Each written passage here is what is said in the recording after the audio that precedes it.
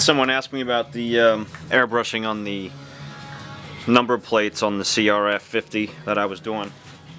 Had to order a new front number plate because the one that it came with was pretty trashed up and actually didn't connect correctly. It had was held together with some wire ties and zip ties. So I decided to get a new one. Got it through eBay. So this is the last piece that I think I'm going to do on here. Decided to keep the 9s just because I had them sitting around. But anyway, like I said, the process that somebody asked about is really pretty simple. It is pretty much learning to do this stuff through Photoshop, years of Photoshop. It's really the same thing, just a different tool. I'm using this bigger number like I did on the other ones. Unfortunately, for the front panel, it doesn't fit that well. So I'm just going to kind of lay it in here sideways just so it fits and I can actually make all the shadows. Let's just kind of eyeball it.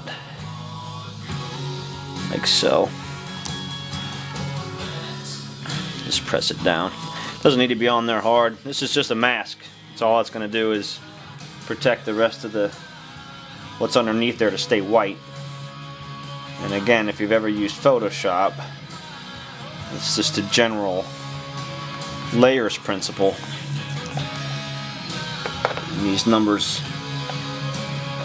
are actually very good, high quality numbers, so they have a lot of adhesion on the back, which always gums up. If you don't get rid of that, that'll kind of make your shadows look jagged. You won't see it really, but you might as well just rub it inward a little bit. Alright, so now that that's on, basically just using straight black with a have a small air supply, little mini compressor that will provide the air.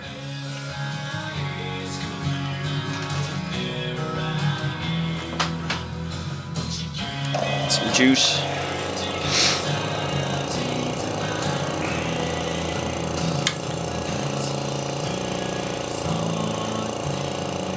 A little test. So I'm just going to mist some color over the entire thing, because if you can see the one back here, there is color over the entire thing, which makes the 9 stand out. And once I have some color over the whole thing, then I'll go back and add the shadows in darker, just like I said, just to get some color on here. And you'll notice that weird splotchy look. That's from a couple things. One of them being just some contamination, being whether it be dirt or whatever on it. I did wash it, but you know, this isn't exactly a high-dollar project. This is just something I'm doing because I want to. So I'll get some color on, just enough to make it. If I took the 9 off right now, you would clearly see the outline. So. And all this is going to get distorted anyway once I add some aging effects to it. So, alright, that's good enough. So now I'm going to just go in and add drop shadow to the 9.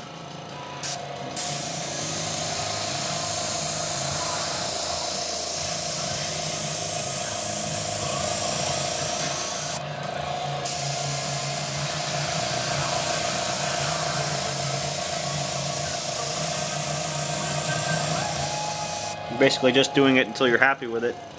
You can see the ones over here, it's pretty dark, so I'll try to match that. And rather than try to do it in one pass, just build it up a little bit.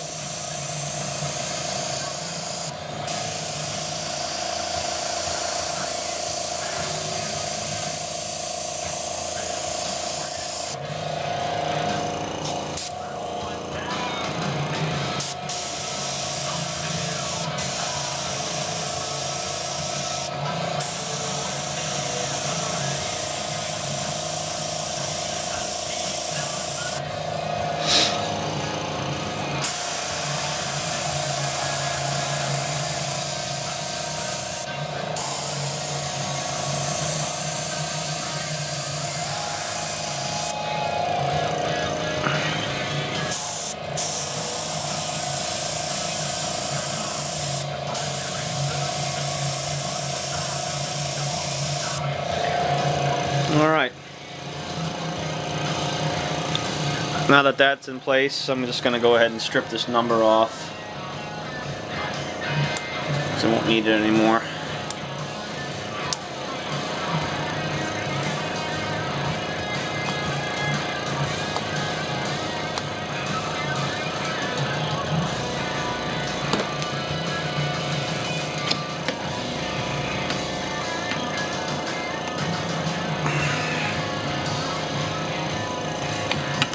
Okay, stay still.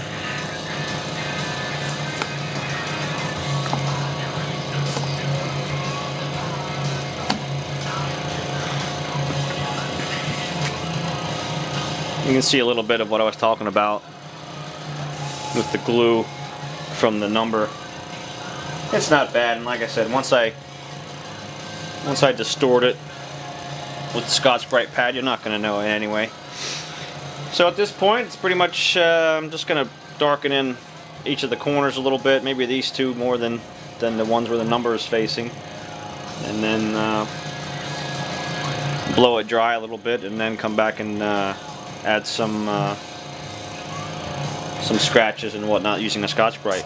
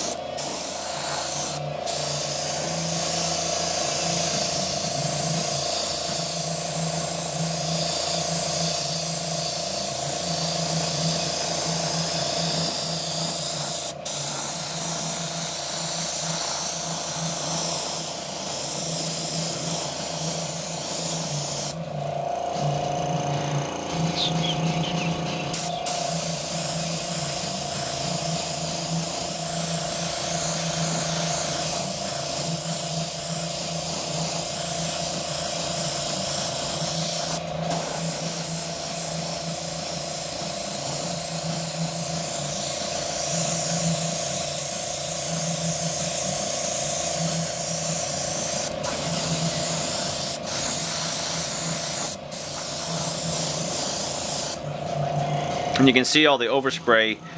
And some of this is actually the pattern from the glue from the number, and that's why it's sticking more there. It just creates its own little unique pattern too. So it's actually not a bad thing to just leave it as is, but like I said, and like you've seen in the other ones, I'm just going to scuff them up to make it match the rest of the plastic. So most of that's going to just disappear. So it doesn't really matter at all that it's there.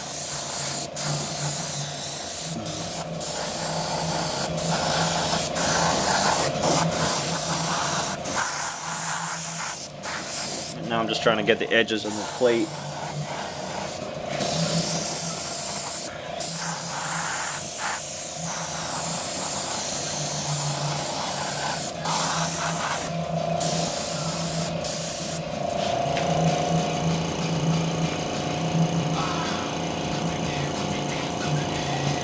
Get a little bit more paint and add a little bit more towards the number.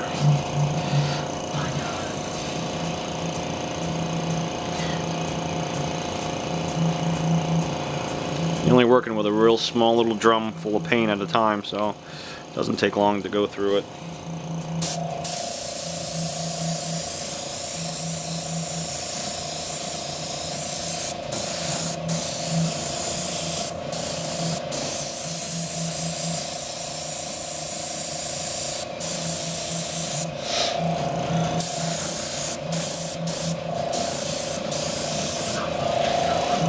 Alright, that's pretty much it.